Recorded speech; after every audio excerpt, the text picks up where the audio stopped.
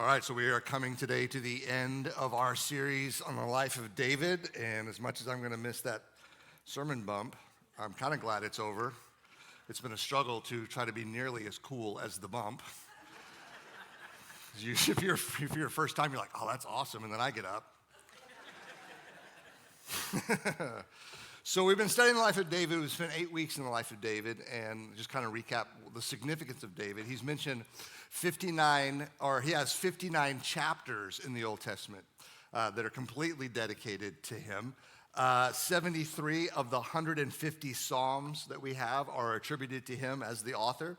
In the New Testament, he is mentioned 54 different times. The life of David is the longest single narrative of an individual we have, not just in Scripture, but in all of ancient literature. So he's a significant person, and we've seen a lot in his life. And so what we've seen every week a little bit of Jesus in David.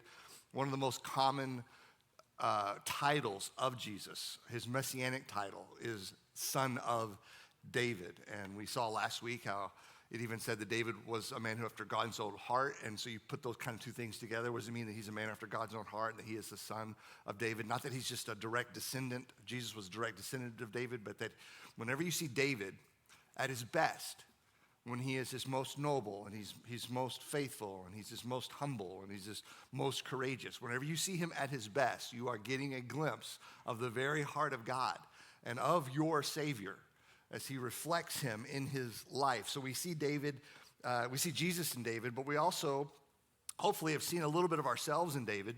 Now I know that might be a little bit hard because you look at the few weeks and there are times where he's just almost this unreachable ideal.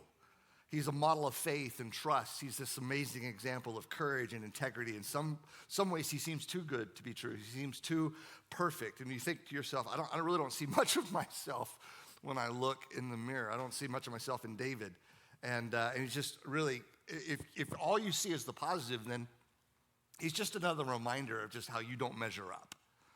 And because he just is too good to be true. So as an example, he is a little bit of the very best in all of us, but as we're going to see today, he's also a little bit of the very worst in all of us. Because as great as he was not without his faults, he was not without his flaws, and two of his most famous moments, one was a great victory and one was a great failure. And so we talked on that. One of the first ones was, of course, David and Goliath. We hit that very early on in the series, and it's one we're very familiar with. And then even if you have just kind of a passing knowledge, maybe just a little bit of a kind of a cursory knowledge of the story of David. One of the stories you do know about David typically is that his affair with a woman by the name of Bathsheba. Now, there's a lot to be said about that, and there's a lot of details about that, but I kind of want to get right to the heart of it. So David has this affair with this woman, and her husband, whose name was Uriah, he has this affair with her while he, Uriah, is away at war, fighting a war for David. And as a result of the affair, Bathsheba becomes pregnant. Now, David, he goes into mode of just trying to cover up his sin. He wants to hide what he has done. So what does he do? Well, he conspires and he says, I'm going to bring Uriah back from the front. Pardon me. And he's going to bring Uriah back from the war on the pretense that he needs a report. He needs a report from the front line.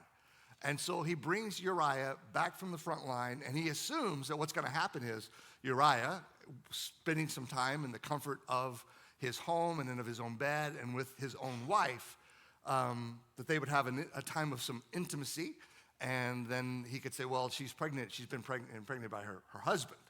And so Uriah is the father. But Uriah, it's interesting, Uriah has more character than even David does in this moment because he refuses the comforts of his home and the comforts of his wife.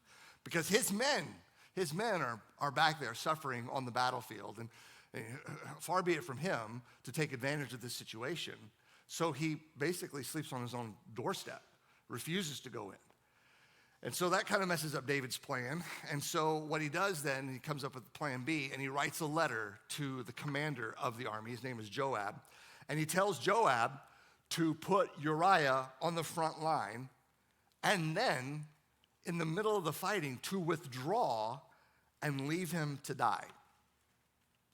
And he seals the letter and puts it in Uriah's hand to carry back to Joab. So Uriah goes back to the battle, unknowingly carrying his own death warrant. And so with David's scheming and Joab's cooperation, Uriah is killed in battle, fighting for the king who took his wife.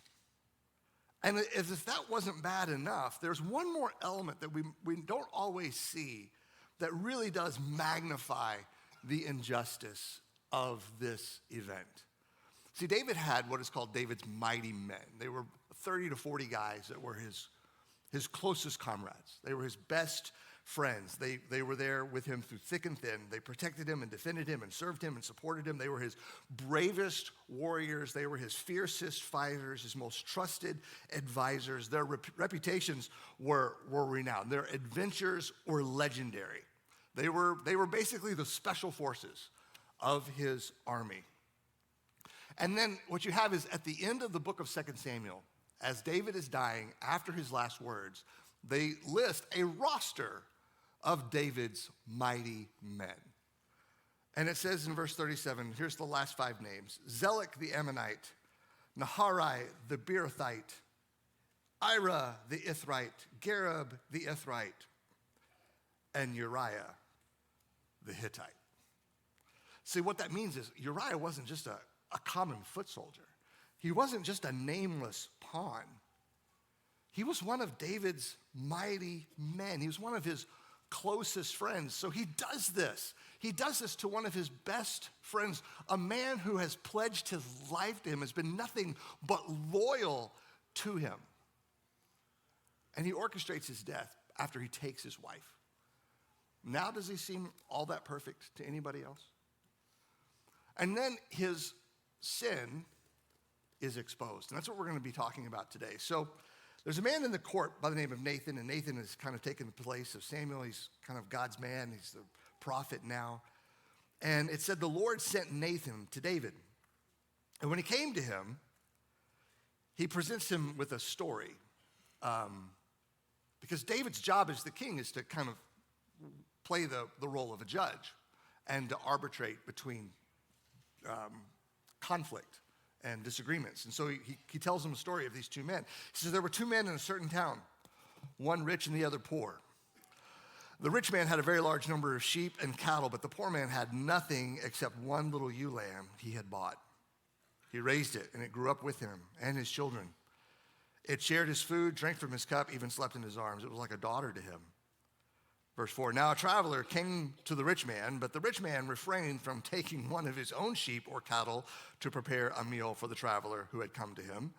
Instead, he took the ewe lamb that belonged to the poor man and prepared it for the one who had come to him.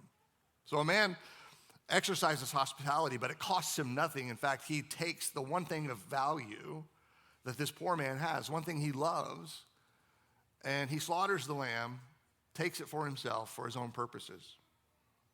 Verse 5, David burned with anger against the man and said to Nathan, as surely as the Lord lives, the man who did this must die.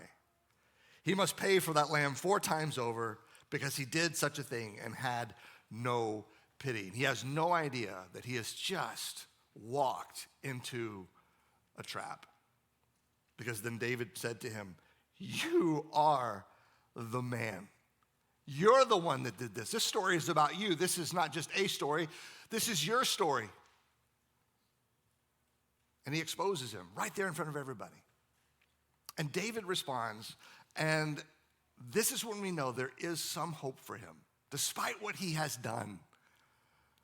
And the reason we still celebrate him, the reason we still look to him, the reason we still hold him up as an example is because of how he responds to this. He shows us a way forward out of our worst decisions, out of our darkest moments. And he does this when he says to him, David said to Nathan, I have sinned against the Lord. He is a classic example of a collapse After all that he accomplished, all the success that he had, so much potential that he had, and what he does in this moment, the decision that he makes and the way he tries to cover it up, what he does, he unleashes a chain of events and consequences that at the end, that kind of play out over the course of his life, that makes his life near the end look more like a Shakespearean tragedy. But despite the mess that he has made in his life, he shows us that there is a way back. And no matter how broken your life is, it actually can be restored. And we see how he gives us the path. He shows us how in Psalm 51. After his sin was exposed, David writes these words: "Have mercy on me, O God, according to your unfailing love, according to your great compassion." Here's what's interesting. For the first time in this series, we are hearing from David himself. Every other time we've talked about David over the course of this series, they have recorded his words, but it was his words recorded by another. These are the actual words of David, written by David. And it's in response to his sin and his shame and his disgrace being exposed. He says, "Have mercy on me, O God, according to your unfailing love, according to your great compassion." I came across an author. Her name is Margarita Lasky. She's a professed atheist, but even though she's an atheist, she finds herself unable to escape thinking and writing about religion. And she writes these words. She says, "What I envy most about you Christians is your forgiveness."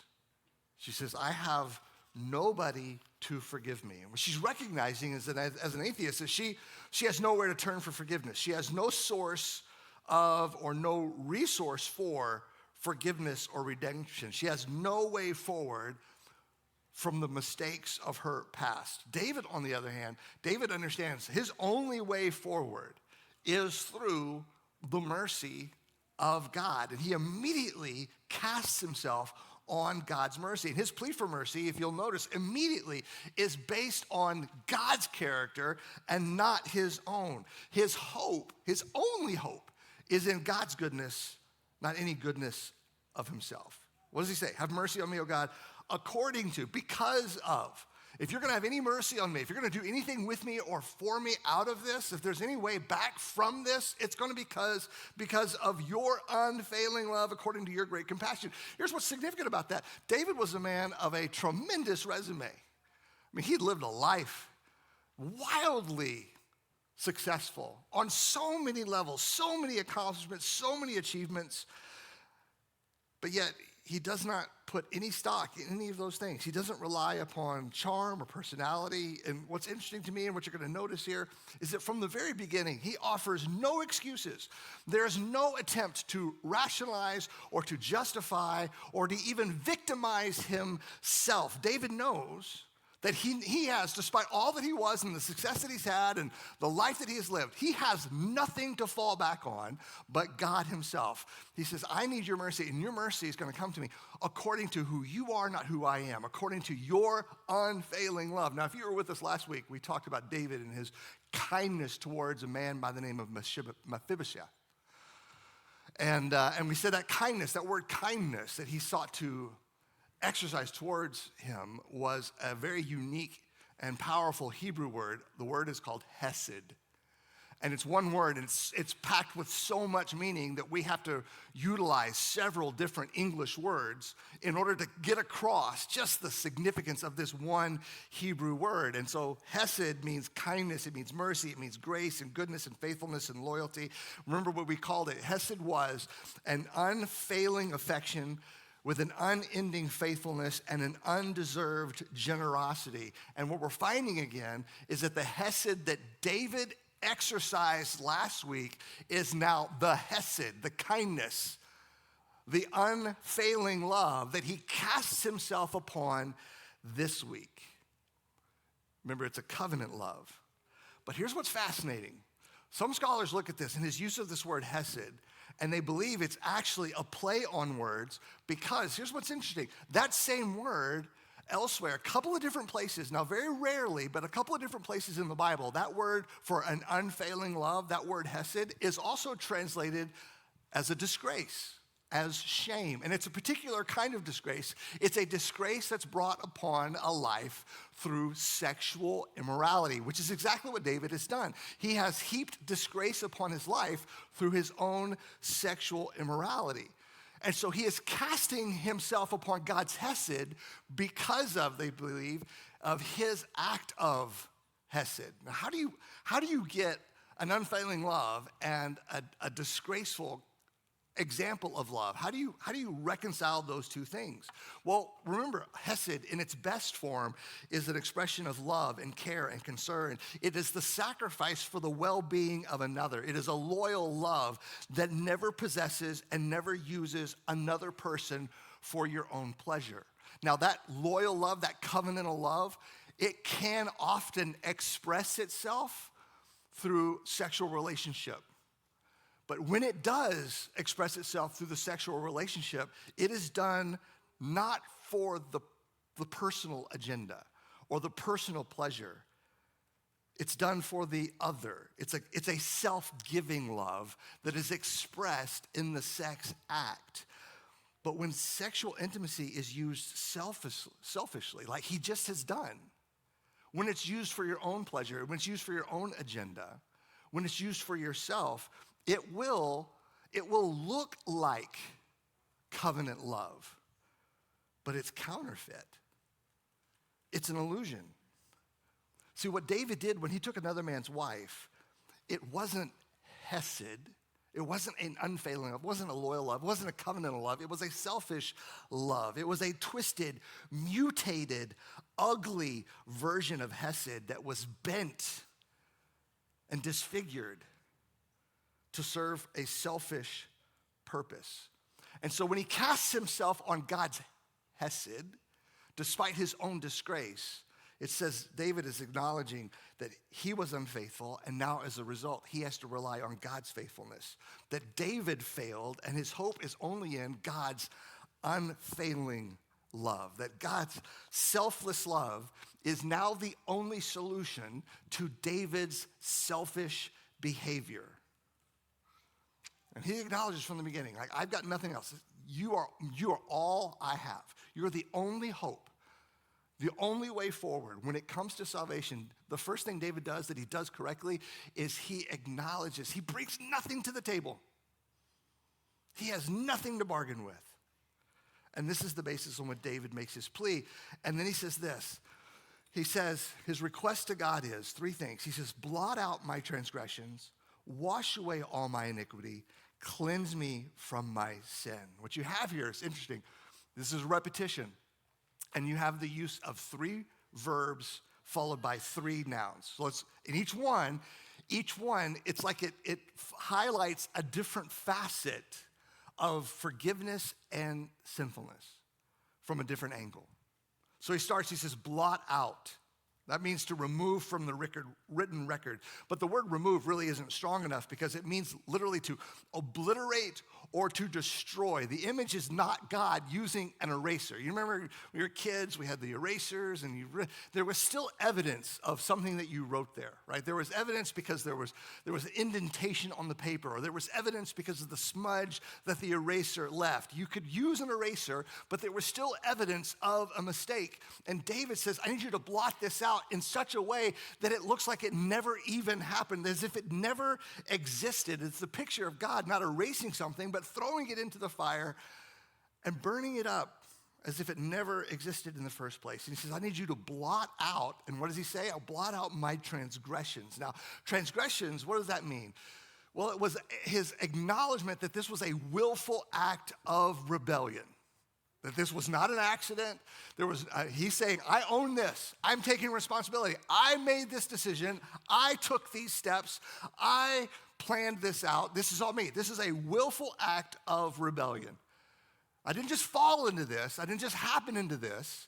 I willingly chose this. And so that is a portion. That's a part of our sin nature. He says, I need you to block that out. My willful acts of rebellion, I need you to block that out. I'm going to own that. I'm not going to make any excuses for it. I'm the one that did it. Blot that out for me, Lord. Wash away he says. Wash away. This was the word that was used in connection with washing clothes. But think about how they washed clothes back then. And even today, I mean, still, how do you actually wash clothes? Well, it's not a gentle process. The only way clothes come clean is when it's kind of a combination of water and soap and physical abuse of some kind, right? Like you take the garment, and back then they would get it wet. They have one little soap that they used, and they would pound it against a rock. It was not a gentle process in order to wash clothes. And you put a clothes in a dryer. What do you have in the middle of a washer? Well, an agitator, right? It's an agitator. Why is that? Well, is that a pleasant process? No. Ask anyone who's been agitated.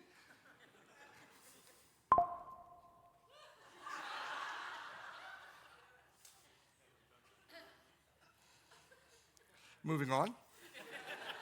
Wash away all my iniquity. What does that mean? Iniquity means an inward crookedness. It's a bent towards sin. He's saying, the reason I made this decision is because that's my nature. That's who I am. That's what I am. I am a sinner by nature. We don't want to own that, but that's the truth of it. And he acknowledges that this is my problem. It's this inward bent towards sin. It's my nature. It's the reason when Paul says, why do I do the things I don't want to do? Everybody feel that way? Why do I do the things I don't want to do? I don't really want to do them, but I find myself I keep going back to them. As a dog returns to his vomit, the proverb says. Why do we keep returning to those things? They don't really please us. They don't really fulfill us. They never satisfy us, but we keep coming back to us. You know why? Because we have this inward crookedness, a bent towards it. So wash away all my iniquity. And then he says, cleanse me. And the word there, cleanse, is the word for a ritual purification that would allow you back into worship. He says, I need you to cleanse me so I can be back with you, because that's where I need to be. Because that's really what's broken in I have ruined relationships here, but the relationship I've really ruined is my relationship with you. And so I need you to cleanse me so I can get back into your presence. Cleanse me from my sin. And the word there, sin, means missing the mark. It means we come up short. No matter how hard we try or how well we aim, we will always miss the mark. We will always come up short. Now, here's what's fascinating. What you have there is the repetition of 3 kinds of forgiveness and 3 types of sin. And what is the number 3? Well, in the Bible, 3 is the number of completion. It's the number of totality. And what he's saying here, in a way, is that I need a complete kind of forgiveness. I need a complete work of redemption because I am completely sinful. I need to be totally forgiven because I am totally sinful. And I want you to notice something. He never asks for the removal of the consequences of the sin. Did you pay attention to that? He never asks for God to remove the consequences of his sin. He asks for God to remove the sin. And what that means is he's not just sorry for getting caught. A lot of times if we have any kind of regret, we're sorry that we got caught. We're not sorry for the sin itself. But David actually is. Because he understands unless the sin is removed, the consequences are going to be the least of your problems. If we only deal with the surface, we leave the roots intact. And it's going to just come back and cause us more problems later. And he goes on, he says, for I know that my transgressions and my sin is always before me. Now, it's estimated that from the time his sin was exposed, from the time he committed the sin to the time it was exposed, was approximately about a year had passed. And I am convinced that it was probably one of the most miserable years of his life. It was a year of probably just unrest, uneasiness, anxiety, because it weighs on you. You know this. Some of you, that's the reason you're here today. You're looking for some kind of relief for a decision or an action or words that were spoken in your past that you need to get out from underneath of because they're crushing you. And you're hoping maybe to find that today, and I hope you do. Because he understands that, he feels that. I came across this story The old story of a shoplifter who wrote to a department store and said, I've become a Christian and I can't sleep at night because I feel so guilty. So here is the $100 that I owe you. And then he signs his name and this P.S. If I still can't sleep, I'll send you the rest. Some of you are losing sleep over the fact that you haven't sent the rest. You haven't made restitution. You haven't owned it. You haven't taken responsibility for it. You're still kind of denying it and justifying it and excusing it and telling yourself why you're the victim of it. And it's not helping you. He understands this because in Psalm 32, I think in Psalm 32, he's writing a psalm, and you hear this, I think, in his words when he says, when I kept silent. What he means by that was when I kept silent, when I didn't confess this, when I didn't own this, when I didn't drag my sin out into the light, when I kept silent, my bones wasted away through my groaning all day long. For day and night your hand was heavy upon me, and my strength was sapped as in the heat of summer. He is experiencing the conviction, the unrest, the unsettledness of an unconfessed sin in his life. He understands. Lamentations 1:20. See, O Lord, how distressed I am. I am in torment within, and in my heart I am most disturbed. Why? Because I have been most rebellious. And he goes on, he goes, God, against you and you only have I sinned, and I've done what is evil in your sight, so that you are proved right when you speak and justified when you judge. He says, I have sinned and done what is evil in your sight. You've seen this. So why? He says, you are justified when you judge. You know why? God is both the judge and the eyewitness to the sin.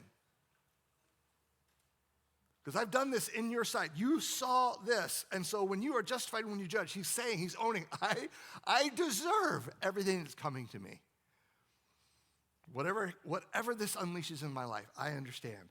You are justified when you judge. And he says, why is this? Because surely I was sinful at birth, sinful from the time my mother conceived me, and you desire truth, listen to this, in the inner parts. And what he's doing, it's the hardest thing any of us will ever do. And I've said this for 14 years to you guys now. The hardest thing any of us really will ever do is to be honest with ourselves about ourselves. Augustine was an early church father and leader. He said, talking about his conversion experience, he says, before I was a Christian, my sin was all the more incurable because I did not think myself a sinner. I didn't see myself as a sinner, so when I don't understand my sin is then incurable because I cannot own it, I cannot admit it, I cannot confess it. My dad, many of you know, my dad passed away when I was in seminary, but before he passed, he had 5 years of sobriety. He got sober through Alcoholics Anonymous, and when I was in school, I was a fairly new Christian, and I wrote a paper on this because it was new to him, new to me, and I just saw what this organization did to kind of give me my dad back for a few years. And so I did this paper, and I learned a lot about AA and the big book and all of that. And one of the things about AA is, and I thought was so fascinating, is in every meeting, if you speak, you guys know this, it's almost a cliche. When you speak in a meeting, you always say, hi, my name is Wes, and I'm an alcoholic. And what's fascinating about that, and I kind of would be there when my dad would have his chip ceremonies, and I would hear these people talking, and the guy that was my dad's sponsor had been sober like 25 years. And he would stand up and say, hi, my name is Joe, and I'm an alcoholic. 25 years of sobriety. And part of the reason he had 25 years of sobriety is because he never lost sight of the fact that he always was still an alcoholic, and he had to own that in order to be free from that.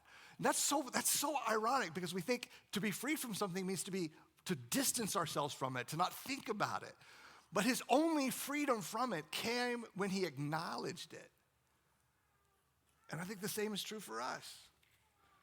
See, it's okay to think the best, but you also have to be willing to acknowledge the worst. You have to have truth in the inner parts. That's what he means. to look inside ourselves, in the inside of us, not how we present ourselves or project ourselves or how we act or behave so everybody can see, but who we are inside. So how did David get to this point? Well, he understands, like the human heart has this unique ability to hide the truth of itself from itself. It's self-deception. And guys, listen, self-deception isn't the most terrible thing you will ever do, but it's the reason you will do the most terrible things. We have to be honest with ourselves, about ourselves, and then we have to be honest with God about who we are. He says, surely you desire truth in the inner parts. The truth of it, not the picture of it, not the illusion of it, but the truth of who we actually are. And then he says, you teach me wisdom in the inmost place. That word inmost place, it was a word picture. It was the picture of a water source that was plugged up and hidden from an enemy. Because a lot of times when you had an invading enemy coming into your land, what you would do is you didn't want them to have it any easier than they needed to, so you would plug up the wells and the water sources and the springs so they would not have access to the water in your land. And that's the picture. So this verse implies that we have plugged up ourselves in a way, that we are holding back our true selves even from God. And we do this to protect ourselves from the vulnerability of being known. And let me tell you something. If you're holding back your true self from even God, not willing to own it, confess it, admit it, you're also going to hold back your true self from one another. And the Bible tells us that we confess our sins one to another. We want to do that carefully and with wisdom and at appropriate times. But we still have to own these things with one another. And the reason we don't, because we tell the truth about ourselves to someone else, we're afraid that they won't like us. If they knew the truth about us, they won't like us. And so we don't tell them the truth about ourselves because we want them to like us. Here's the irony of that. They don't really like you because they don't really know you, because you've not let them know you. They like a version of you, an illusion of you, but they don't really actually like you. And that's what you really want. That's what we all want, to be known, to be absolutely known to the bottom and still loved. And David knows he can. He says, I can be honest with you because your love is unfailing. I failed, but you won't fail me. And so he says, teach me wisdom in the inmost place. Change me from the inside out. The difference between admission and confession. Admission says, I did something wrong. But confession says, I am what's wrong. It comes from me. And he goes on and he says, as we wrap this up, he says, I need you to purge me with hyssop and I will be clean. That word for purge, it has a very intense meaning. It means, in a way, it kind of means he's saying, I need you to unsin me. Can you imagine that? It feels awkward to say. I need you to unsin me. Cleanse me to the degree that it's if I've never sinned before. The word is commonly used with the cleansing of a leper's house. And how is a leper's house cleansed? Well, you didn't just do a wipe down, right? A leper's house is not cleansed like my kids clean their bathrooms,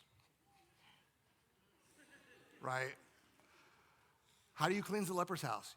Every nook and cranny, every corner and shadow, everything is touched, everything is cleansed, nothing is left out.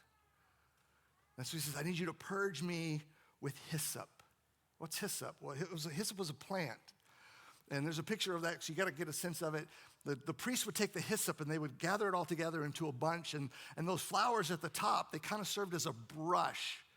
And what they would do is, and you see hyssop being used in ceremonies where a sacrifice is made, blood is shed, and the priest would take the branches of the hyssop and they would dip it in the blood, and they would this is what was used to spread the blood over the doorposts during the Passover, or it was what the priest used. They would put the hyssop into the blood and they would sprinkle it over the ark when they would go into the Holy of Holies. And David, when he says, cleanse me with hyssop, he is using this picture. He understands hyssop is the spreading of blood. It's the sprinkling of blood. So the underlying purging of verse 7 only happens when blood is shed. That's when blood is sacrificed. And David is acknowledging forgiveness is available only through sacrifice. So forgiveness is available, but sacrifice is the thing that makes forgiveness literally possible, because forgiveness will always require some element of suffering, some element of sacrifice. And so, but David lived in a time where the sacrifice was of bulls and goats. And what was that? It was a picture.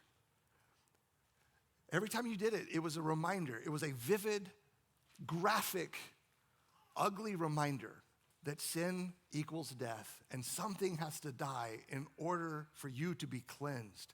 And it was preparing the hearts of God's people for the day when Jesus would become the final sacrifice for all men in all time.